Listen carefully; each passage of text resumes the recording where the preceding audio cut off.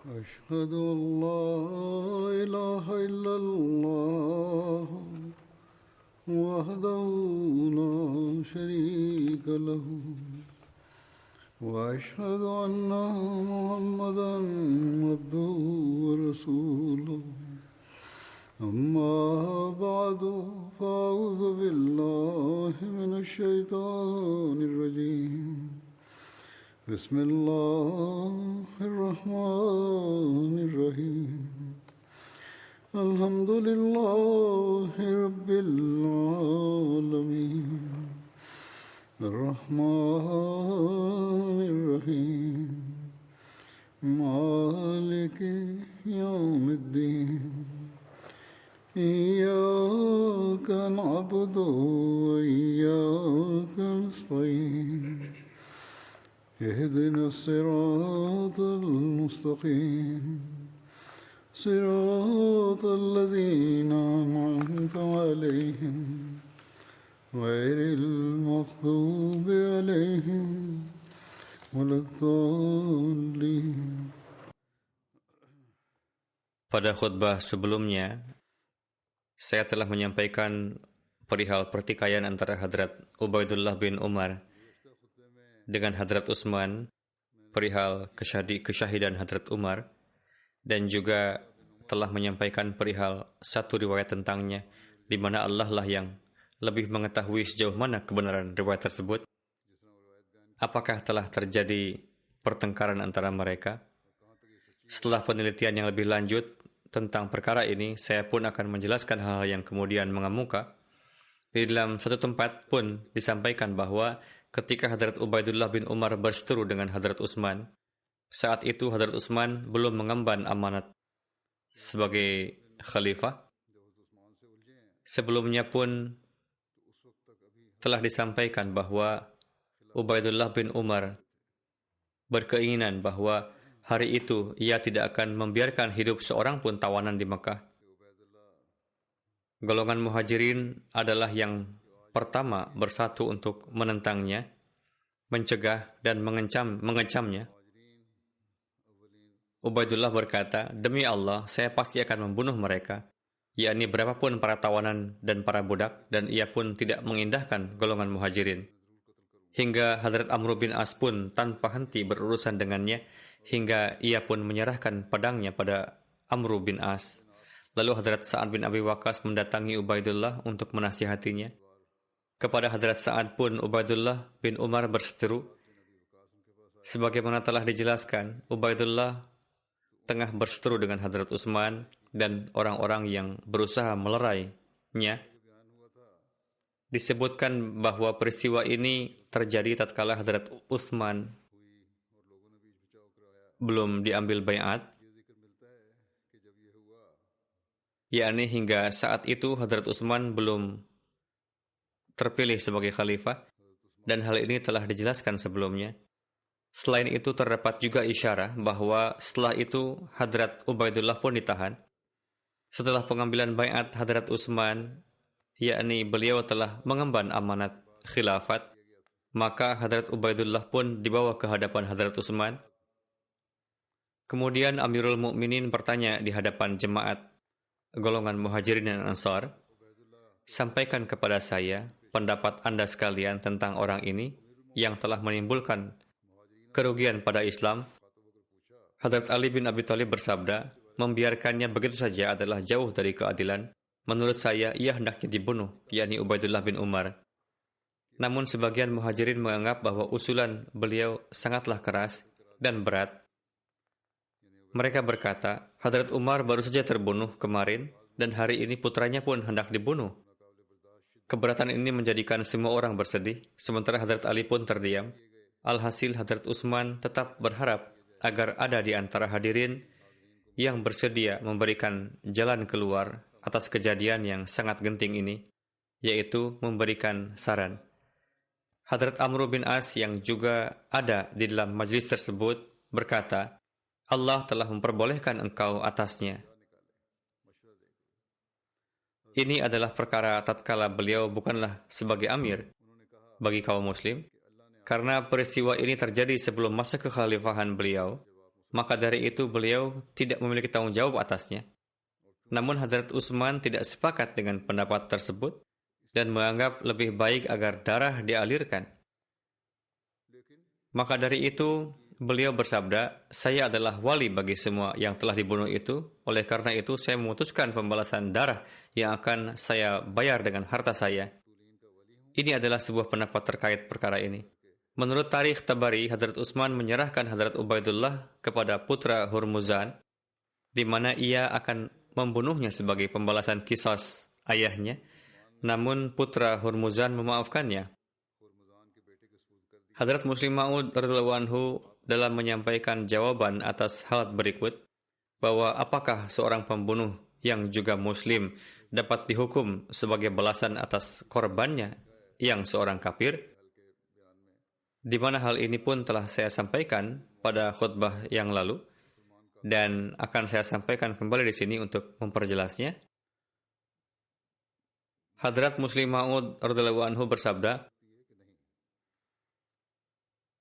di dalam Tabari, Kumazban bin Hurmuzan menyebutkan tentang kejadian pembunuhan ayahnya. Hurmuzan adalah seorang petinggi Iran dan penganut agama Majusi. Ia dianggap ikut serta dalam perencanaan pembunuhan Hadrat Umar, Khalifah kedua. Ubaidullah bin Umar tanpa menyelidikinya, ia pun murka lalu membunuh.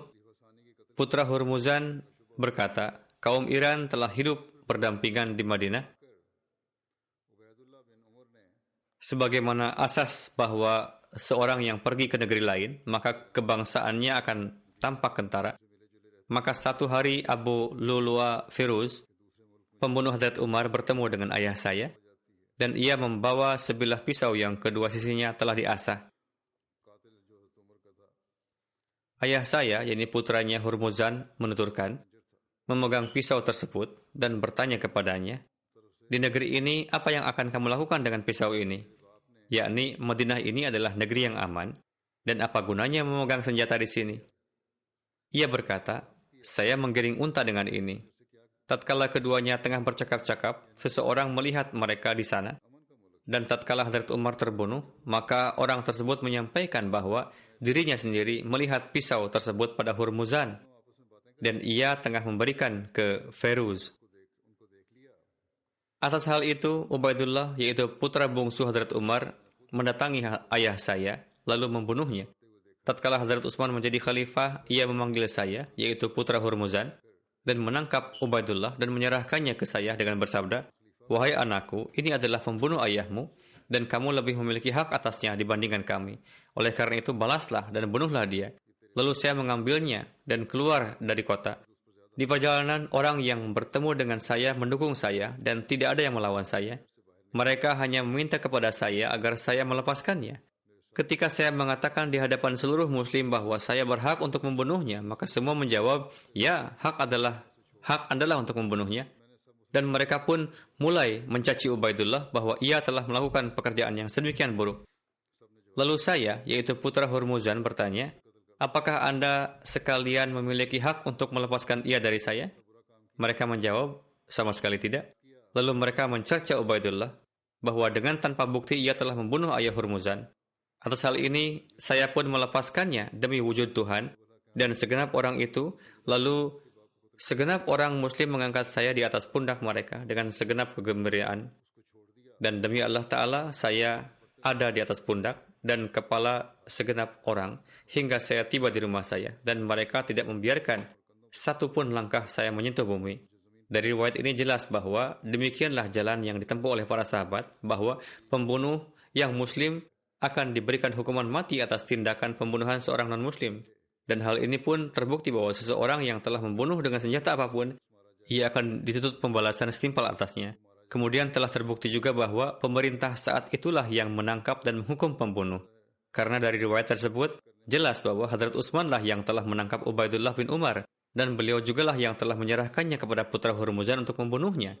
Jadi, bukanlah seseorang pewaris dari Hurmuzan yang telah mengajukan banding atasnya ataupun menangkapnya. Di sini Hadrat Muslim Maud bersabda, Keraguan berikut pun perlu dijauhkan bahwa apakah penghukuman seorang pembunuh sebaiknya diserahkan kepada para pewaris korban ataukah pemerintah yang sebaiknya menghukumnya. Maka dari itu ingatlah bahwa ini adalah satu perkara sekunder di mana Islam mempersilahkan untuk menjalankannya sesuai dengan kebutuhan setiap zaman. Suatu kaum dapat menempuh cara yang lebih berfaedah baginya sesuai dengan peradaban dan keadaan-keadaannya, dan tidak diragukan bahwa kedua cara tersebut adalah bermanfaat sesuai dengan keadaannya masing-masing. Setelah menjelaskan hal ini, sekarang saya ingin menyampaikan peristiwa-peristiwa lain terkait Hadrat Umar, mengenai bagaimana kesabaran dan kepasaran Hadrat Umar saat menghadapi kematian. Putra beliau meriwayatkan bahwa Hadrat Umar berkata kepadanya, "Kafanilah saya secara sederhana. Jika ada kebaikan di sisi Allah untuk saya, maka Dia akan menggantikannya dengan pakaian yang lebih baik. Jika saya terkecuali darinya, maka Dia akan merampasnya dari saya, dan Dia akan bersegera dalam merampas. Kemudian, kuburkanlah saya secara sederhana. Jika ada kebaikan di sisi Allah Ta'ala untuk saya, maka Dia akan sedemikian rupa melapangkannya hingga sejauh saya dapat memandang. Jika saya terkecuali darinya, maka Dia pasti akan menyempitkannya hingga akan meremukkan tulang-tulang rusuk saya. Dan janganlah menyertakan siapapun wanita bersama jenazah saya. Janganlah memuji sesuatu yang tidak ada di dalam diri saya, karena Allah lebih mengetahui diri saya. Kemudian tatkala Anda sekalian akan berjalan membawa saya, berjalanlah dengan cepat. Jika ada kebaikan di sisi Allah untuk saya, maka Anda akan mengantarkan saya menuju tempat yang lebih baik bagi saya.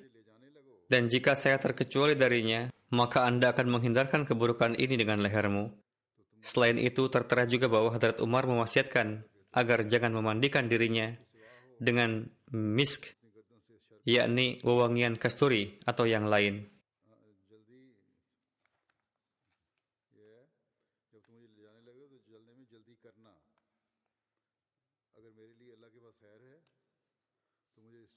Diriwayatkan dari Hadrat Utsman bin Affan, "Saya pergi menuju Hadrat Umar.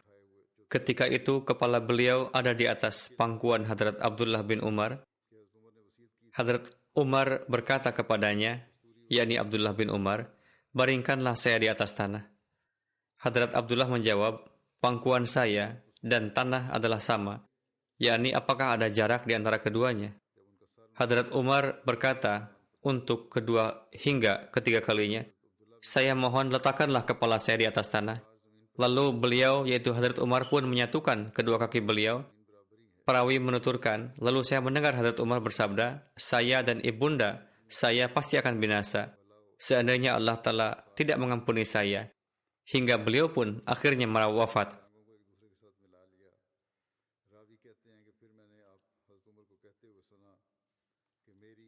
Hadrat Simak Hanafi menuturkan bahwa ia telah mendengar Ibnu Abbas berkata, 'Saya berkata kepada Hadrat Umar, Allah telah menghadirkan sebuah kota baru dengan perantaraan Tuan. Dengan perantaraan Tuanlah banyak sekali kemenangan-kemenangan yang telah diraih. Dan dengan perantaraan Tuanlah berbagai pekerjaan telah terwujud.' Atas hal ini, Hadrat Umar bersabda, 'Saya berkeinginan agar dengan ini saya meraih suatu keselamatan yang di dalamnya saya tidak meraih ganjaran maupun beban.' Yakni, beliau tidaklah berbangga bahwa beliau telah melakukan berbagai pekerjaan besar dan kemenangan-kemenangan besar telah terjadi di waktu beliau, tetapi rasa takut akan wujud Allah Ta'ala senantiasa unggul di dalam diri beliau dan terus memikirkan akhirat beliau. Zaid bin Aslam meriwayatkan dari ayahnya, tatkala masa kewafatan Hadrat Umar telah dekat, Hadrat Umar bersabda, 'Anda sekalian meragukan saya dalam kepemimpinan ini? Demi Tuhan, saya lebih menghendaki bahwa saya meraih suatu keselamatan yang la li wala alayya, yakni tiada azab yang akan menimpa saya dan tidak pula pahala dan ganjaran.' Hadrat Muslim Maud terkait hal ini bersabda, Hadrat Umar sosok insan yang telah mewakafkan segenap usianya dalam kegelisahan dan memikirkan negeri Islam, sosok yang setiap waktunya telah menunaikan pengorbanan-pengorbanan luhur, Meskipun dari segi amalan, pengorbanan beliau tidaklah sampai hingga derajat pengorbanan Hadrat Abu Bakar, namun dari segi keinginan dan niat, semuanya adalah sama. Tatkala Hadrat Abu Bakar wafat, Hadrat Umar pun bergelinang air mata dan beliau bersabda, semoga Allah Ta'ala menurunkan keberkatan kepada Abu Bakar. Saya berkali-kali telah berupaya untuk melampaui beliau, namun saya tidak pernah berhasil. Satu saat Rasulullah bersabda, berkorbanlah harta. Maka saya membawa setengah harta saya dan berpikir bahwa saat ini saya akan melampaui Hadrat Abu Bakar. Namun Hadrat Abu Bakar telah tiba sebelum saya di sana. Karena Rasulullah pun memiliki hubungan kerabat dengannya dan beliau Shallallahu Alaihi Wasallam mengetahui bahwa Hadrat Abu Bakar tidak menyisakan apapun, maka Rasulullah pun bertanya, Abu Bakar, apa yang Anda sisakan di rumahmu? Beliau menjawab, saya hanya meninggalkan nama Allah dan Rasulnya di rumah saya. Seraya menuturkan ini, Hadrat Umar menangis dan bersabda, saat itu pun saya tidak sanggup melampauinya. Hadrat Muslim Maud bersabda, inilah pengorbanan-pengorbanan beliau. Hadrat Abu Bakar radhiyallahu anhu pun sebelumnya selalu mengorbankan hartanya. Namun tatkala tiba kesempatan yang khas, maka beliau memberikan seluruhnya. Di satu sisi terdapat sosok-sosok seperti demikian, dan di sisi lain terdapat orang-orang yang untuk mengorbankan 1/10 hartanya pun mereka tidak memiliki kesempatan, dan mereka berkata bahwa hartanya telah dirampas. Tatkala Hadrat Umar akan wafat, mata beliau berkali-kali basah seraya bersabda, wahai Tuhanku, aku tidaklah berhak akan ganjaran apapun, aku hanya berkeinginan agar terhindar dari hukuman. Putra beliau, Hadrat Abdullah, menyampaikan berkenaan dengan penguburan jenazah beliau. Putra beliau, Hadrat Abdullah, memandikan jenazah Hadrat Umar. Diriwayatkan dari Hadrat Ibnu Umar bahwa jenazah Hadrat Umar disalatkan di Masjid Nabawi dan Hadrat Suhaib mengimami salat jenazah beliau. Salat jenazah beliau dilaksanakan pada tempat di antara mimbar dan Raudhah Rasulullah SAW. Diriwayatkan oleh Hadrat Jabir bahwa untuk menurunkan Hadrat Umar ke kubur, Hadrat Utsman bin Affan, Said bin Zaid, Suhaib bin Sinan, dan Abdullah bin Umar pun turun. Selain mereka, ada juga nama Hadrat Ali, Hadrat Abdurrahman bin Auf, Hadrat Sa'ad bin Abi Waqqas, Hadrat Talha, dan Hadrat Zubair bin Awam.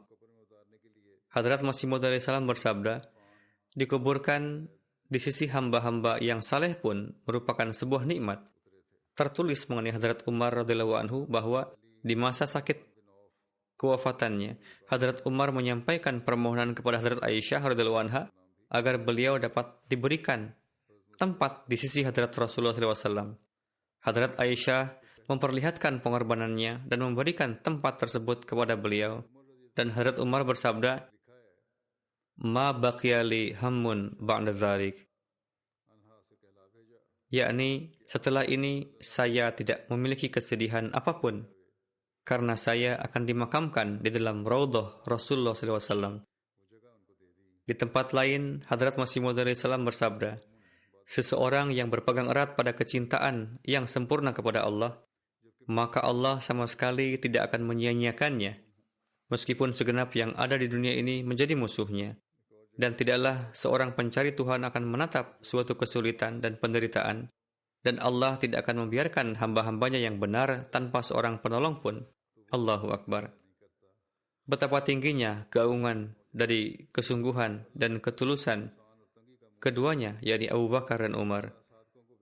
Keduanya telah dimakamkan di tempat pemakaman yang sedemikian penuh berkat, bahwa andaikan Hadrat Musa dan Isa pun hidup, maka mereka akan mengidamkannya dengan penuh pengharapan.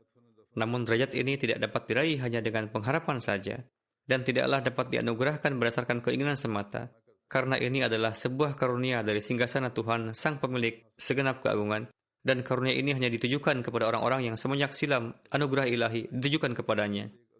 Hadrat Muslim Maud radhiyallahu anhu menjelaskan, tatkala Hadrat Umar akan wafat, beliau menzahirkan hal berikut dengan penuh gejolak, yaitu bagaimana supaya beliau mendapatkan tempat untuk dimakamkan di dekat kaki Rasulullah SAW.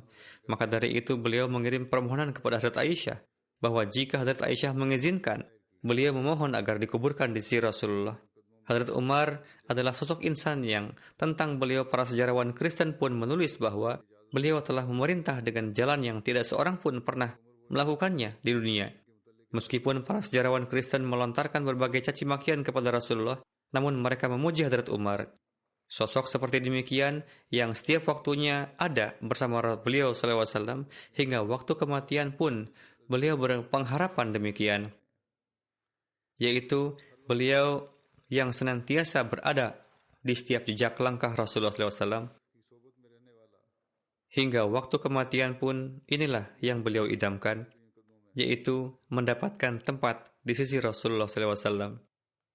Seandainya di antara suatu tindakan Rasulullah pun zahir bahwa beliau tidak beramal demi keridhaan Allah Ta'ala, maka apakah sosok seperti Hadrat Umar yang telah sampai pada kedudukan demikian pun akan memiliki keinginan supaya ia mendapatkan tempat di sisi Rasulullah SAW? Alhasil, ini adalah derajat Rasulullah SAW yang melalui perantaraannya, Hadrat Umar pun mengharapkan agar beliau mendapatkan tempat di sisi Rasulullah SAW. Berkenaan dengan usia atau tahun kewafatan Hadrat Umar, terdapat beragam riwayat, sebagaimana dalam Tarikh Tabari Asadul Ghabah, Al-Bidayah wan Nihayah, Riyadun Nadhrah, dan juga Tarikh Al-Khulafa, terdapat beragam riwayat. Ada yang mengatakan 53 tahun, 55 tahun, 57 tahun, 59 tahun, 61, 63, dan juga 65 tahun. Sesuai dengan riwayat Sahih Muslim dan Tirmizi, usia beliau diriwayatkan 63 tahun. Hadrat Anas bin Malik meriwayatkan, ketika wafat usia Rasulullah 63 tahun, usia Hadrat Abu Bakar juga 63 tahun. Begitu juga usia Hadrat Umar ketika wafat adalah 63 tahun. Diterangkan berkenaan dengan kesan-kesan beberapa sahabat mulia pada saat kewafatan Hadrat Umar. Diterangkan berkenaan dengan kesan-kesan beberapa sahabat mulia pada saat kewafatan Hadrat Umar. Hadrat Ibnu Abbas meriwayatkan, ketika jenazah berberkat Hadrat Umar diletakkan, orang-orang mengerumuni, mendoakan, dan mensalatinya. Sebelum jenazah diangkat ke kuburan, dilakukan doa dan salat jenazah. Saya pun di antara kerumunan mereka. Ada seseorang yang memegang pundak hingga mengagetkan saya. Ternyata beliau adalah Hadrat Ali bin Abi Thalib. Beliau menyatakan doa agar tercurah rahmat bagi Hadrat Umar dan berkata, saya tidak menggantikan seseorang yang paling saya cintai untuk bertemu dengan Allah yang seperti amalmu. Demi Allah, saya menyangka Allah akan menjadikanmu bersama kedua sahabatmu, yakni Rasulullah dan Abu Bakar. Dan saya sering mendengar Rasulullah SAW bersabda,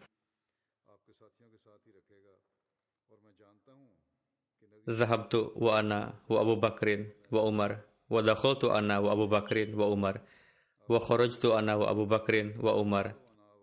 Artinya, saya akan berangkat bersama Abu Bakar dan Umar, saya akan masuk bersama Abu Bakar dan Umar, dan saya akan keluar bersama Abu Bakar dan Umar. Saya menyangka Allah akan menjadikanmu bersama kedua sahabatmu. Yakni dalam menjelaskan beragam kejadian, Rasulullah menyatakan sabda tersebut. Ja'far bin Muhammad meriwayatkan dari ayahnya, setelah jenazah Hadrat Umar dimandikan dan dikafani lalu diletakkan di atas keranda, Hadrat Ali berdiri di dekat jenazah beliau lalu menyampaikan pujian dan berkata, demi Tuhan, tidak ada satupun orang di muka bumi ini yang lebih aku sukai amalannya ketika menemui Allah selain amalan orang yang terbungkus kain kafan ini.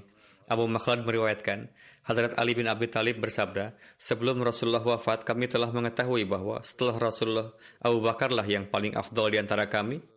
Sebelum Abu Bakar wafat, kami telah mengetahui bahwa setelah Abu Bakar, Hadrat Umarlah yang paling afdal di antara kami. Zaid bin Wahab meriwayatkan, kami datang menemui Hadrat Abdullah bin Mas'ud. Dalam menceritakan Hadrat Umar, sedemikian rupa beliau menangis, sehingga dengan menetesnya air mata beliau, kerikil pun menjadi basah. Beliau bersabda lebih lanjut, Hadrat Umar bagi Islam merupakan benteng tangguh bagi Islam, namun orang-orang masuk ke dalamnya dan tidak dapat keluar lagi.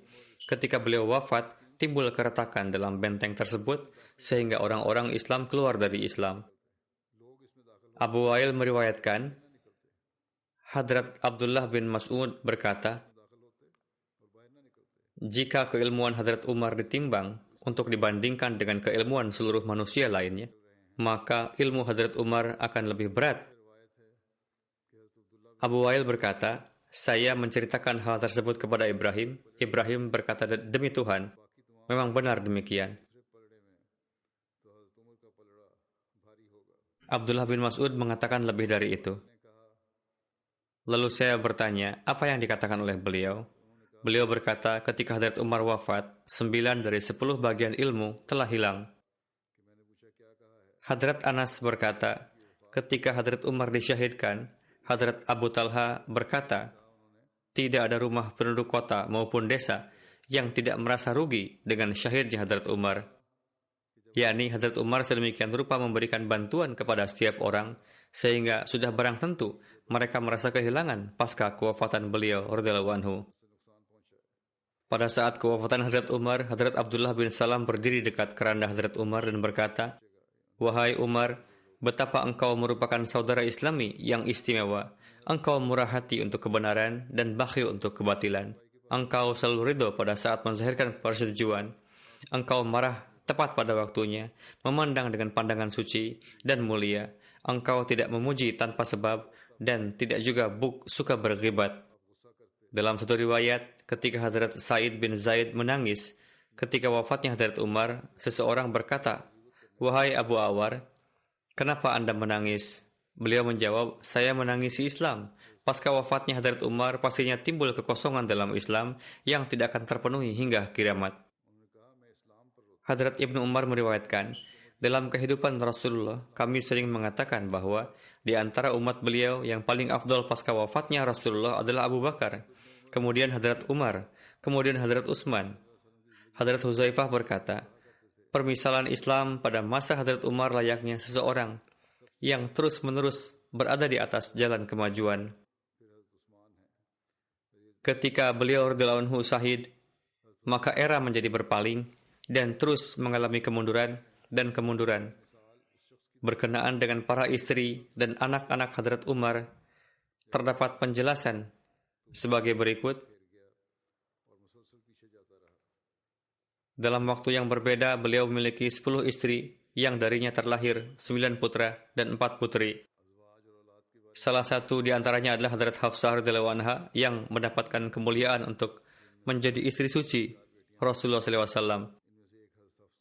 Pertama, Hadrat Zainab bin Maz'un, saudari dari Hadrat Utsman bin Maz'un. Darinya terlahir Abdullah, Abdurrahman, Akbar, dan Hadrat Hafsah. Yang kedua, Hadrat Ummi Kulsum binti Ali bin Abi Thalib.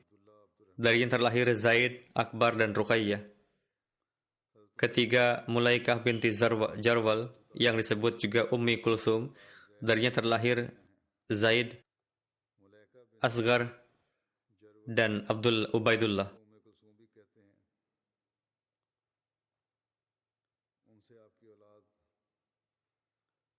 Quraibah binti Abu Umayyah Makhzumi. Karena Mulaikah dan Quraibah tidak beriman, Hadrat Umar mentalak keduanya. Yang kelima, Hadrat Jamilah binti Thabit bernama Asia, kemudian Rasulullah mengganti namanya menjadi Jamilah. Beliau adalah saudari dari sahabat Badar Asim bin Thabit. Darinya terlahir Asim.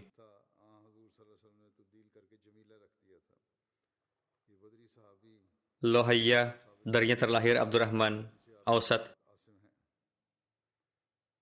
Dalam riwayat lain dikatakan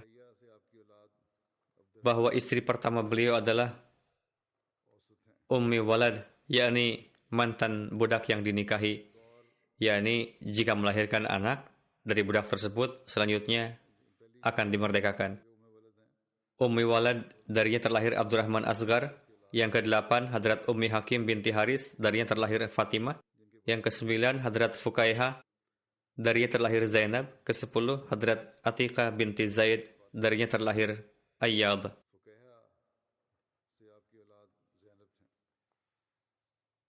Orientalis Ketimuran, Edward Gibbon, menulis berkenaan pujiannya kepada Hadrat Umar. Kesalehan dan kerendahan hatian Hadrat Umar tidaklah kurang dari Hadrat Abu Bakar. Makanannya terdiri dari roti jelai dan atau kurma. Air putih adalah minumannya. Ia berkhutbah dengan mengenakan jubah yang sobek atau compang-camping di 12 tempat.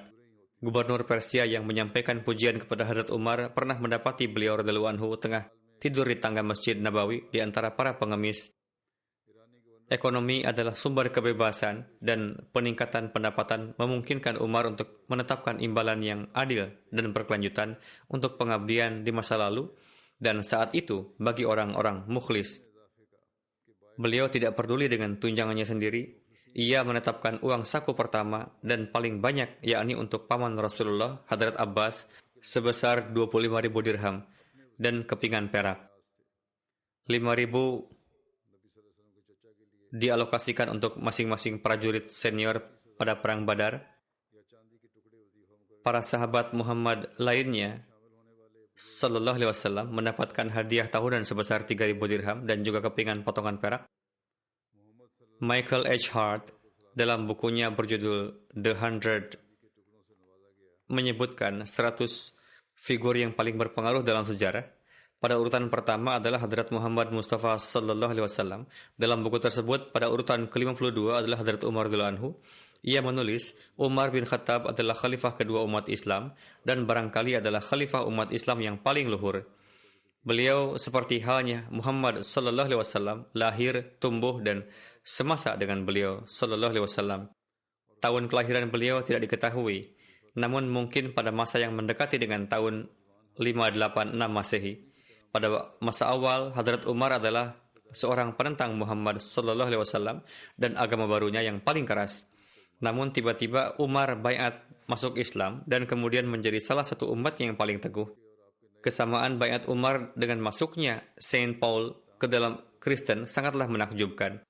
Umar juga menjadi salah satu penasihat Muhammad sallallahu alaihi wasallam yang paling dekat dan itu berlangsung hingga kewafatan beliau sallallahu alaihi wasallam. Pada tahun 632 Masehi, Muhammad sallallahu alaihi wasallam wafat tanpa terlebih dahulu memilih penerusnya. Umar radhiyallahu anhu segera mendukung penetapan Abu Bakar, seorang rekan dekat dan ayah mertua dari Rasulullah SAW. Ini menghindari perebutan kekuasaan. Jadi ia menulis dengan gayanya, namun ia tidak mau mengakui bagaimana orang-orang berkumpul untuk memilih beliau sebagai khalifah.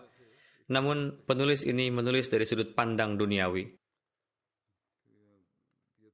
Ia baiat kepada mertuanya untuk menghindari perebutan kekuasaan, sehingga memungkinkan Abu Bakar secara umum diakui sebagai khalifah pertama, yaitu sebagai penerus Muhammad.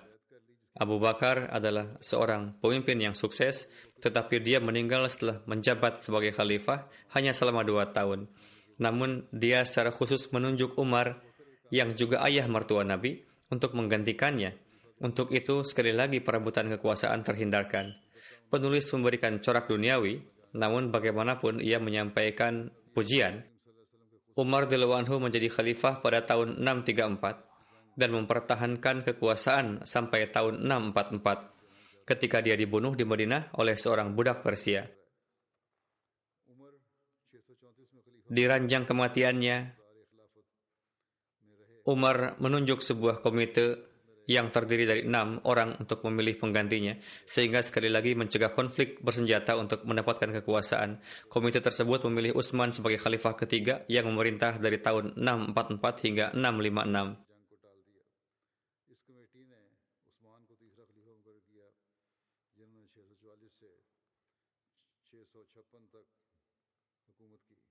Selama 10 tahun kekhalifahan Umar, bangsa Arab telah meraih penaklukan terpenting. Tidak lama setelah Umar naik tahta, tentara Arab menyerbu Suriah dan Palestina yang saat itu merupakan bagian dari Kekaisaran Bizantium. Pada pertempuran Yarmouk 636, orang-orang Arab meraih kemenangan telak atas pasukan Bizantium. Damaskus jatuh pada tahun yang sama dan Yerusalem menyerah 2 tahun kemudian. Pada 641, orang-orang Arab telah menaklukkan seluruh Palestina dan Suriah dan bergerak menuju Turki yang ada saat itu. Pada tahun 639, tentara Arab menyerbu Mesir yang juga berada di bawah kekuasaan Bizantium. Dalam waktu 3 tahun, penaklukan Arab atas Mesir selesai.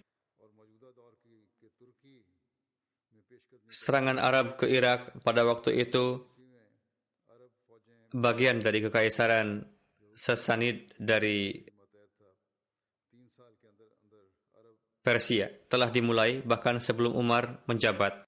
Kunci kemenangan Arab pada pertempuran Qadisiyah 637 terjadi pada masa pemerintahan Umar. Pada 641 seluruh Irak berada di bawah kendali Arab. Bukan itu saja, tentara Arab menginvasi Persia dan pada pertempuran Nahawan tahun 642 mereka secara meyakinkan mengalahkan kekuatan Kaisar Sassanid. Terakhir, pada saat Umar radhiyallahu anhu meninggal pada tahun 644, sebagian besar Iran Barat telah dikuasai. Tentara Arab juga tidak kehabisan momentum ketika Umar meninggal. Di timur, mereka segera menyelesaikan penaklukan Persia, sementara di barat mereka melanjutkan agresi mereka melintasi Afrika Utara. Sama pentingnya dengan tingkat penaklukan Umar adalah keabadian mereka. Iran, meskipun penduduknya masuk Islam, akhirnya mendapatkan kembali kemerdekaannya dari kekuasaan Arab. Tapi Suriah, Irak, dan Mesir tidak pernah melakukannya. Negara-negara itu menjadi sepenuhnya Arab dan tetap demikian sampai hari ini. Umar tentu saja harus menyusun kebijakan untuk memerintah kerajaan besar yang telah ditaklukkan oleh pasukannya. Dia memutuskan bahwa orang-orang Arab akan menjadi kasta militer yang memiliki hak istimewa di wilayah yang telah mereka taklukkan dan bahwa mereka harus tinggal di kota-kota garnisun, terpisah dari penduduk asli. Orang-orang yang terjajah harus membayar upeti kepada para penakluk Muslim sebagian besar Arab, tetapi sebaliknya dibiarkan dalam damai. Secara khusus, mereka tidak boleh dipaksa masuk Islam. Dari uraian di atas jelas bahwa penaklukan Arab lebih merupakan perang penaklukan nasionalis daripada perang suci. Meskipun aspek agama tentu tidak kurang.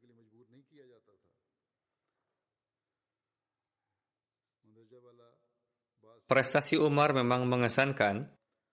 Setelah Muhammad sendiri, dia adalah tokoh utama dalam penyebaran Islam. Tanpa penaklukannya yang cepat, diragukan bahwa Islam akan tersebar luas seperti sekarang ini. Selanjutnya, sebagian besar wilayah yang ditaklukkan selama pemerintahannya tetap menjadi wilayah Arab sejak saat itu. Jelas, tentu saja, Muhammad yang merupakan penggerak utama harus menerima sebagian besar pujian untuk perkembangan tersebut. Tetapi akan menjadi kesalahan besar jika mengabaikan kontribusi Umar. Penaklukan yang dia lakukan bukanlah konsekuensi otomatis dari inspirasi yang diberikan oleh Muhammad. Beberapa ekspansi mungkin akan terjadi, tetapi tidak sebesar yang terjadi di bawah kepemimpinan Umar yang brilian. Mungkin mengejutkan bahwa Umar, sosok yang hampir tidak dikenal di Barat, memiliki peringkat lebih tinggi daripada orang-orang terkenal seperti Charlemagne dan Julius Caesar. Namun, penaklukan yang dilakukan oleh orang-orang Arab di bawah Umar dengan mempertimbangkan ukuran dan durasinya secara substansial lebih penting daripada yang dilakukan Caesar atau Charlemagne. Seorang profesor, Philip K.A.T., menulis dalam bukunya berjudul History of the Arabs sebagai berikut. Sederhana dan qanaah, Umar yang energik dan berbakat, yang berpostur tinggi, berfisik kokoh dan berambut jarang, melanjutkan setidaknya untuk beberapa waktu setelah menjadi khalifah untuk menghidupi dirinya dengan berdagang dan hidup dengan penuh kesederhanaan.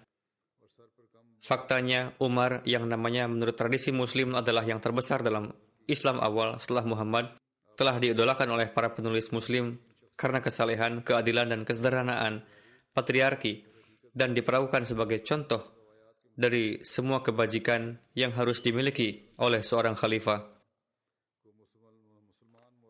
Karakternya yang tidak tercela menjadi teladan bagi semua penerus yang berhati-hati untuk diikuti. Dikabarkan bahwa beliau hanya memiliki satu kemeja dan satu mantel saja, yang mana nampak kentara tambal sulam di atasnya. Ia tidur dengan beralaskan daun palem dan tidak memiliki perhatian selain terhadap penjagaan kemurnian iman, penegakan keadilan dan kejayaan Islam dan bangsa Arab. ini masih akan berlanjut di masa yang akan datang insya Allah. Sekarang saya akan sampaikan riwayat beberapa almarhumah. Di antaranya yang pertama adalah yang terhormat Sahib Zadi Asfa Begum Sahibah, istri dari Dr. Mirza Mubashir Ahmad Sahib bin Hadrat Mirza Bashir Ahmad Sahib. Beliau wafat beberapa hari yang lalu di usia 92 tahun. Inna lillahi wa inna ilaihi raji'un. Beliau adalah cucu dari Hadrat Masih Maud alaihissalam dan putri bungsu dari Hadrat Nawab Mubarakah Begum Sahibah dan Hadrat Nawab Muhammad Ali Khan Sahib. Beliau adalah menantu dari Hadrat Mirza Bashir Ahmad Sahib radhiyallahu anhu. Dengan karunia Allah Ta'ala, beliau seorang musi'ah. Beliau meninggalkan seorang putra dan 4 orang putri. Putra beliau, Tariq Akbar, menuturkan, Ibunda senantiasa setia kepada jemaat dan khilafat. Beliau senantiasa berusaha untuk mengkhidmati jemaat dan menunaikan hak wasiatnya. Beliau telah membayar hisah jaidannya semasa hidup beliau. Beliau setiap tahun biasa membayar candah atas nama para almarhum. Beliau biasa membantu orang-orang miskin dengan tulus dan secara sembunyi-sembunyi. Beliau selalu mengatakan kepada saya mengenai para karyawan bahwa mereka ini seperti saudaramu sendiri, jagalah mereka. Beliau selalu berusaha menjaga hubungan dengan kaum kerabat dan berupaya untuk tidak menyakiti siapapun. Beliau seorang wanita yang disiplin dalam salat, menunaikan hak-hak Allah Ta'ala dan hak-hak hamba. Menantu beliau, Naimah Sahibah, menuturkan bahwa ketika rumah kami di Amerika telah selesai dibangun, beliau mengatakan, sebelum membawa barang-barang rumah tangga ke rumah ini, kerjakanlah salat nafal di setiap ruangan dan sudut rumah ini. Kemudian menuturkan, setelah kewafatan ibunda saya, beliau mengatakan kepada saya, janganlah kamu merasa tidak punya ibu. Saya adalah ibumu, dan memang kepribadiannya yang penuh kecintaan dan doa memberikan kepada saya lebih banyak kasih sayang daripada terhadap putra-putranya sendiri. Kemudian, beliau senantiasa menasihatkan untuk tidak memutuskan hubungan dengan khilafat. Mengenai hubungan kekerabatan dengan saya, beliau memiliki berbagai hubungan kekerabatan karena beliau adalah saudari nenek saya dari ibu yang lain. Dari sisi ini beliau juga dipanggil nenek. Beliau juga bibi dari pihak ibu, juga bibi dari pihak ayah. Namun beliau mengatakan, meskipun dengan semua hubungan kekerabatan ini, saya hanyalah seorang pengkhidmat Khalifah Waqt. Dan ini bukan sekedar kata-kata saja, melainkan beliau dengan penuh kesetiaan benar-benar menjaga jalinan dengan khilafat ini. Beliau seorang yang banyak bersedekah. Beliau biasa membayar candah tarik jari atas nama para sesepuh, guru-guru, bahkan hingga para karyawan di Kadian. Ketika ada karyawan yang berhenti bekerja, maka beliau mengucapkan selamat tinggal dan juga mengatakan bahwa saya mohon maaf jika ada kesalahan. Putri beliau, Syahidah, menuturkan, semenjak kecil pun ibunda kami telah mengenalkan kami dengan Allah Ta'ala. Beliau biasa mengatakan, jika kamu menginginkan tali sepatu sekalipun, maka mintalah kepada Allah Ta'ala dan berikanlah penekanan pada doa-doa. Beliau banyak memberikan nasihat mengenai sikap hormat terhadap khalifah. Dan ketika tiba waktunya pemilihan khalifah, beliau mengatakan, siapapun khalifah yang terpilih, taatilah ia dengan ketaatan yang sempurna. Dan juga mengatakan bahwa berdoalah supaya kalian menjadi dahan yang subur dari Hadrat Masih Maud alaihissalam. Janganlah menjadi ranting yang kering dan janganlah menjadi batu sandungan bagi siapapun.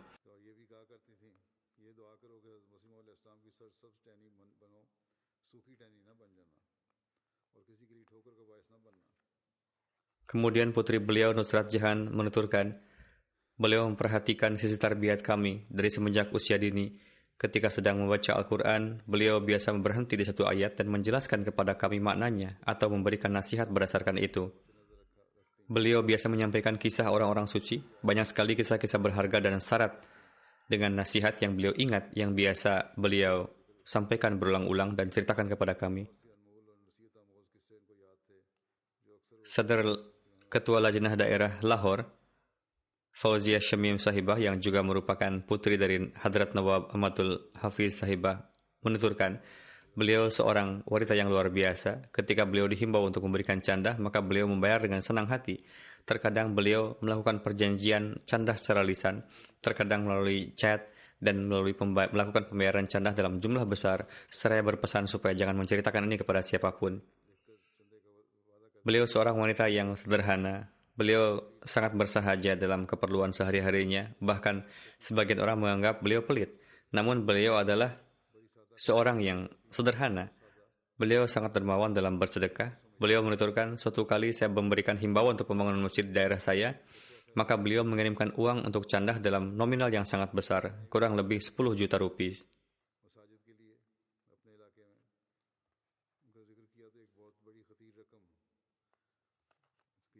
Kemudian cucu beliau, Radiah, menuturkan, beliau biasa memberikan banyak nasihat-nasihat dan petunjuk-petunjuk yang baik kepada kami sejak masih kanak-kanak. Beliau biasa menasihatkan untuk sejak dari usia dini berdoa demi kesuksesan. Beliau menasihatkan untuk berdoa demi mendapatkan suami yang baik. Ketika masih kecil biasanya ada perasaan malu. Namun beliau katakan bahwa janganlah malu terhadap Allah Ta'ala. Mohonlah secara terbuka kepadanya.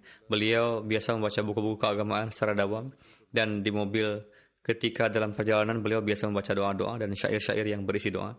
Semoga Allah telah memberikan maghfirah dan kasih sayangnya kepada almarhumah dan memberikan taufik kepada putra-putri dan keturunan almarhumah untuk dapat mengikuti jejak beliau.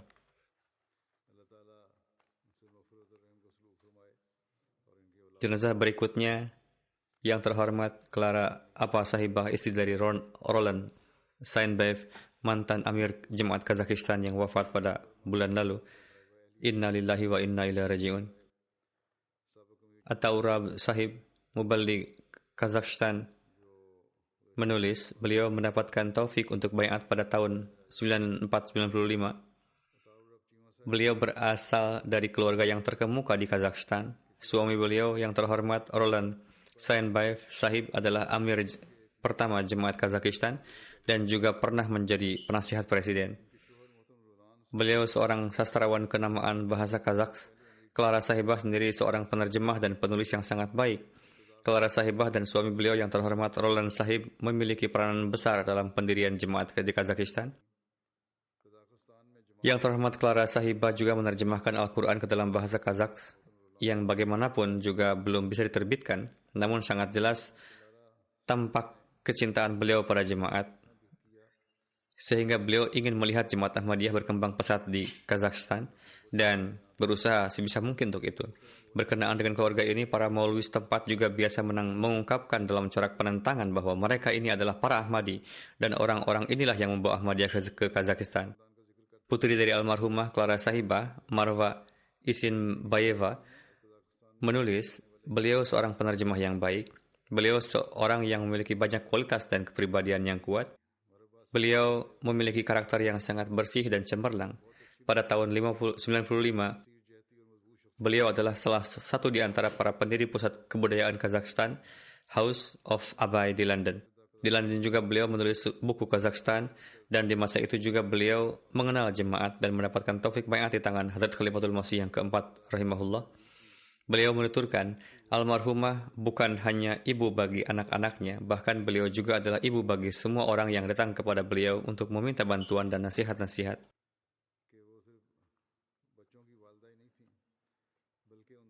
Nurm Taibek Sahib menuturkan, beliau layaknya ibu bagi para pemuda Ahmadi dan secara umum bagi semua anggota jemaat di Kazakhstan. Beliau menuturkan, dalam kurun waktu 10 tahun, saya menyaksikan masa pengkhidmatan beliau, yang mana di 3 tahun pertamanya, beliau sibuk dalam membela jemaat dan mengkhidmati jemaat dengan penuh semangat, dan terkadang layaknya sebuah gunung yang kokoh. Belakangan beliau menjadi sibuk dikarenakan faktor usia, sakit, penulisan buku, dan sebagainya. Namun dari kedalaman hati beliau senantiasa berusaha untuk sebanyak mungkin mengkhidmati jemaat, dan senantiasa memiliki ketulusan terhadap khilafat dan jemaat. Selanjutnya beliau menuturkan, Roland Sahib dan Clara Sahibah telah sejak lama dianggap sebagai simbol kecintaan pada tanah air dan kemajuan tertinggi bangsa dan negara. Sebagian besar kesuksesan Roland Sahib adalah berkat Clara Sahibah yang bagi jemaat Kazakhstan bukan hanya sebagai sadar lajnah yang penuh semangat, bahkan merupakan guru bagi Amir pertama jemaat Ahmadiyah Kazakhstan. Beliau menuturkan, saya ingat bagaimana dari tahun 96 hingga 99 atau setelahnya, beliau dengan sangat baik memastikan kehadiran para lajnah di kelas mingguan lajnah di rumah misi jemaat. Dalam kelas tersebut, para lajnah mengajukan berbagai pertanyaan kepada Pak Mubalik dan kemudian disampaikan kepada mereka jawaban dari pertanyaan-pertanyaan tersebut. Kemudian beliau menuturkan bahwa tidak mungkin ada penterjemah literatur jemaat yang lebih baik dari Clara Sahibah. Clara Sahibah adalah Ahmadiyah terbaik di antara para sesepuh jemaat yang menjadi sarana penguatan kerohanian bagi para pemuda Ahmadi. Dalam diri beliau tertanam nilai-nilai jemaat, yakni ruh sejati Islam. Beliau tidak pernah putus asa dalam kondisi sulit, melainkan selalu berusaha membawa dirinya dan orang lain ke arah keberhasilan. Semoga Allah telah menganugerahkan maghfirah dan kasih sayang kepada beliau dan menyempurnakan segala upaya-upaya beliau bagi jemaat Ahmadiyah di Kazakhstan dan mengabulkan juga doa-doa beliau. Jenazah selanjutnya adalah Komandan Sayap Abdul Rashid Sahib yang wafat pada bulan lalu. Inna lillahi wa inna ilaihi raji'un. Dengan karunia Allah Ta'ala, beliau adalah seorang musi. Putra beliau Faruk menuturkan, ayahanda almarhum bernama Babu Sheikh Abdul Aziz yang merupakan sekretaris Majlis Karpardaz, dan paman beliau adalah Farzan Ali Khan Sahib yang Hadrat Masih Maud alaihi salam tetapkan sebagai amir pertama jemaat Lahore dalam sejarah jemaat. Ayahanda almarhum banyak di tangan Hadrat Muslim Maud anhu ketika masih muda. Beliau menuturkan mengenai ayahanda almarhum Rashid Sahib bahwa beliau adalah anak semata wayang.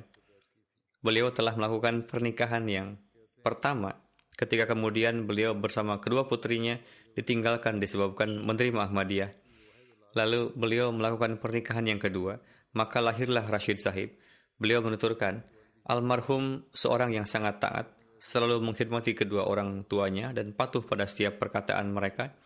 Hingga partisi India-Pakistan, ayahanda menempuh pendidikan di Kadian. Kemudian ketika terjadi partisi, beliau datang ke Lahore dari Kadian bersama rombongan lainnya. Dan kemudian almarhum bersama beberapa keluarga awalin lainnya serta kedua orang tuanya pergi ke Rabwah dan tinggal di sana. Sekitar tahun 54, beliau mendapatkan izin di Angkatan Udara dan bertugas di berbagai tempat di Angkatan Udara. Dimanapun tinggal, beliau selalu menzahirkan status beliau sebagai Ahmadi. Beliau juga pernah diasingkan ke Libya oleh pemerintah Pakistan untuk beberapa waktu.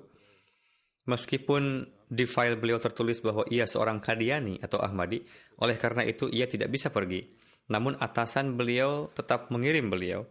Ia mengatakan bahwa saya tidak melihat perwira lain yang seperti Anda. Beliau menuturkan, suatu kali ada pertemuan dengan duta besar Pakistan untuk Libya. Ketika beliau masuk ke kantor duta besar, di satu sudut terdapat buku-buku dan pamflet berbahasa Arab yang menentang jemaat. Kemudian Rashid Sahib dengan sangat berani bertanya kepadanya, apa ini? Mengapa ada di sini? Ia menjawab, ini semua adalah hal-hal yang sia-sia. Tidak perlu dihiraukan. Ini dicetak oleh Ziaul Haq dan dikirimkan kepada kami supaya dibagikan di negeri ini dan telah dikirimkan ke seluruh kedutaan besar di Arab. Kemudian putra almarhum menuturkan, pada tahun 82, pada satu laporan beliau ketika Hadrat Khalifatul Masih Ar-Rabi rahimahullah datang ke Spanyol, pada kesempatan itu Hadrat Khalifatul Masih Ar-Rabi rahimahullah menetapkan beliau sebagai Amir Jemaat Libya. Beliau menulis pada surat dengan tangan beliau sendiri dan beliau adalah Amir pertama untuk Jemaat Libya. Beliau sangat dawam dalam salat, menilawatkan Al-Quran dan membayar canda. Sebelum kewafatannya, beliau telah melunasi pembayaran hisa amadnya. Beliau biasa membayar canda wakfi jadid dan tarikh jadid baik atas nama beliau sendiri maupun atas nama para sesepuh. Beliau sering menceritakan satu peristiwa dari Hadrat Khalifatul Masih Ats-Tsani radhiyallahu anhu kepada putranya. Putra beliau menulis, di masa-masa awal Rabwah,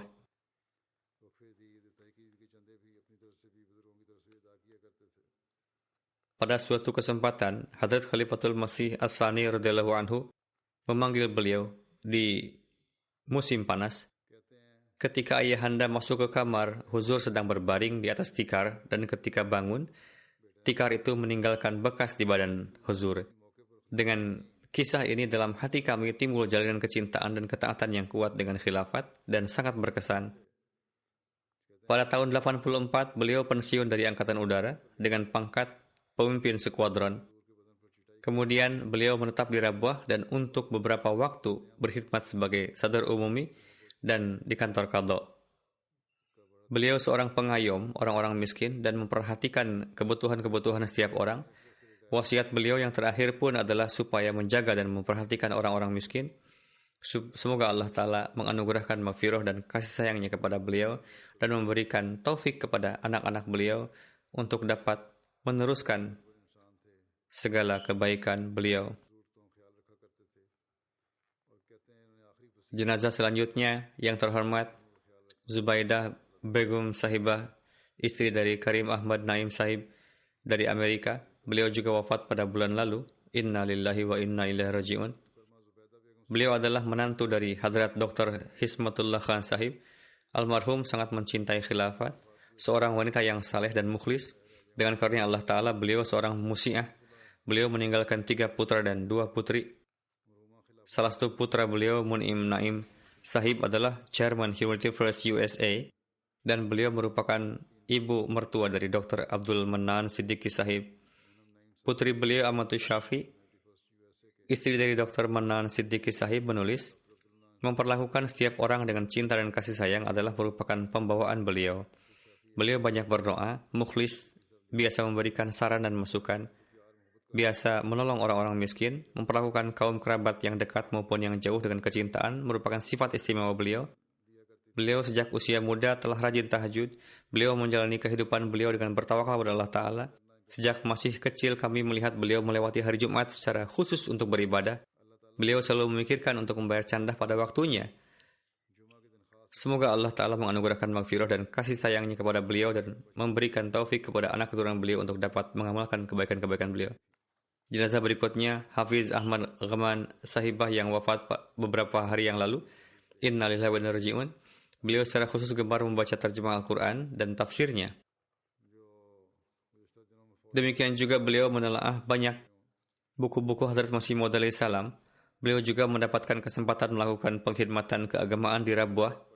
Beliau sangat berdisiplin waktu, pengkhidmat tamu, menyayangi anak-anak, sosok yang sangat bersahaja dan pekerja keras. Lisan beliau setiap saat mewiridkan zikir ilahi. Beliau sangat menonjol dalam simpati terhadap makhluk. Beliau biasa menyulitkan diri beliau sendiri demi memberikan ketentraman pada orang lain. Almarhum dengan karunia Allah Ta'ala seorang musik. Selain istri, beliau meninggalkan 3 orang putra dan 3 putri. Seorang menantu beliau, Kashif Hamid Bajwa, saat ini tengah berkhidmat sebagai mubalik di kantor private secretary. Putri beliau, Amatul Kudus, menuturkan, beliau seorang yang sangat rendah hati. Beliau sederhana dalam hal berpakaian, tempat tinggal maupun makanan. Beliau selalu menghindarkan diri dari kesombongan. Beliau selalu memikirkan untuk membantu orang-orang miskin. Meskipun berkecukupan, beliau menghabiskan sedikit untuk diri sendiri dan banyak membelanjakan untuk orang-orang miskin. Semoga Allah Ta'ala memberikan maghfirah dan kasih sayang kepada beliau dan memberikan taufik kepada anak keturunan beliau untuk dapat meneruskan segala kebaikan-kebaikan beliau.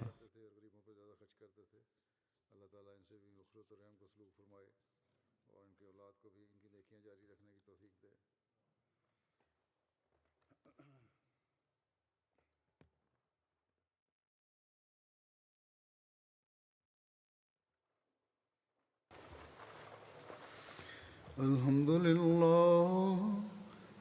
لله نحمده ونستعينه ونستغفره ونؤمن به ونتوكل عليه ونعوذ بالله من شرور أنفسنا ومن سيئات أعمالنا من يهده الله فلا مضل له ومن يضلل فلا هادي له ونشهد أن لا إله إلا الله ونشهد أن محمدا عبده ورسوله عباد الله رحمكم الله إن الله يأمر بالعدل والإحسان وإيتاء ذي القربى وينهى عن الفحشاء والمنكر والبغي يعظكم لعلكم تذكرون اذكروا الله يذكركم وادعوه يستجب لكم ولذكر الله أكبر